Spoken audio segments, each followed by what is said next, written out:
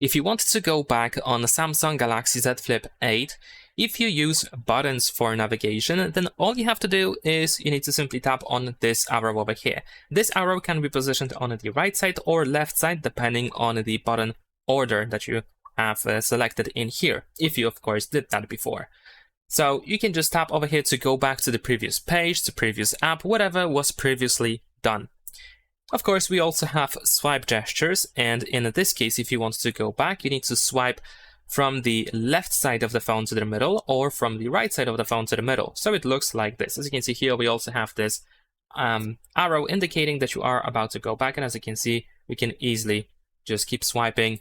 And it is universal. It works every time, in every app, in every situation, so you should always be able to perform this gesture to go back. Now, if you want to decide whether you want to use this swipe gesture or if you want to use a button, then of course you can go to Settings, then choose Display Settings over here, and then we need to find the navigation bar. And there we go, here we can decide. That's pretty much it. Leave a like and subscribe.